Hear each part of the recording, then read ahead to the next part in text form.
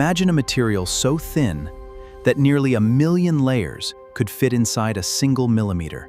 This is graphene, a single layer of carbon atoms arranged in a remarkably simple pattern. Graphene is hiding inside something remarkably ordinary. But in 2004, two researchers tried something surprisingly simple. They used ordinary adhesive to peel graphite into thinner and thinner layers. Layer after layer was peeled away until something extraordinary remained, a sheet only 1 atom thick. Every carbon atom connects to 3 others, adds to 3 others, creating a remarkably strong hexagonal network. And despite being almost unimaginably thin, graphene has extraordinary strength and weight. It can bend and flex, while its tightly connectomic network remains remarkably stable. But graphene's real surprise may be what happens to electricity on its surface. Electrons can move through it with remarkable efficiency.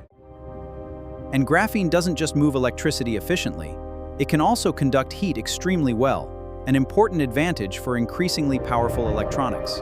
And that's why graphene became so exciting. One incredibly thin material combines a remarkable collection of properties that engineers have spent decades trying to improve. But there's a catch. Making graphene is possible.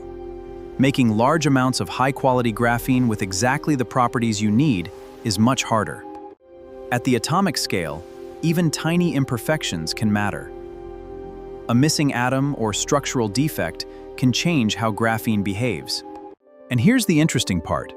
Scientists don't always want perfect graphene. Sometimes, they deliberately engineer defects to give it new or useful behavior. Graphene has also become a major research material for energy storage. Its conductivity and structure can help improve certain electrode designs. Graphene's precise atomic structure is also being researched for water purification. By creating microscopic pore can help improve certain electrode designs. This is technology at the scale of molecules, engineering a sustainable future. Because the real challenge isn't simply making a filter, it's making clean water treatment efficient, affordable, and scalable. Graphene's enormous surface area also makes it interesting for sensors, where tiny molecular interactions can produce measurable changes. Those same properties have attracted researchers in biomedicine, where ultra-thin graphene interfaces are being explored for sensing and interacting with biological signals. Graphene also attracted enormous interest in electronics. Its fast charge transport makes it useful for exploring devices beyond conventional silicon, but it isn't a simple replacement for silicon.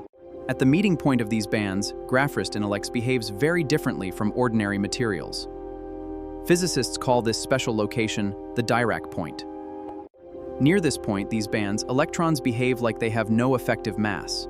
That unusual physics helps explain graphene's remarkable electronic behavior.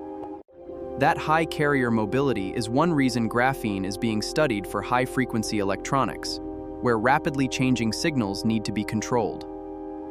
And because graphene is both conductive and flexible, researchers are also exploring it for electronics that need to bend, stretch, or conform to curved surfaces. Instead of building everything from graphene, engineers can use it as reinforcement inside other materials, potentially improving strength or durability without adding much weight. Graphene is also an exceptional conductor of heat along its plane, which makes it interesting for spreading heat away from concentrated hotspots. And this is where graphene's story gets complicated. Making remarkable graphene in a laboratory is one thing, making it consistently, cheaply, and at industrial scale is another. Cost is where the physics meets reality. The challenge isn't just producing graphene, cheaply enough to compete with materials we all know how to manufacture. And there's an important detail. Graphene isn't one single commercial material. Layer count, defects, chemistry, and production method can change its properties and its best use. Energy storage is another major area of research. Graphene can provide highly conductive networks inside electrodes, potentially helping with power delivery and charge transport. Graphene-based membranes offer intriguing possibility. Pores engineered at the molecular scale could help separate water from selected contaminants.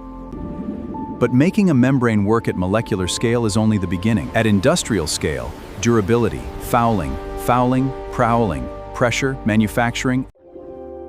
The miracle isn't that graphene do everything. It can't. Its real promise is that we're right in new solutions, and that story is only beginning.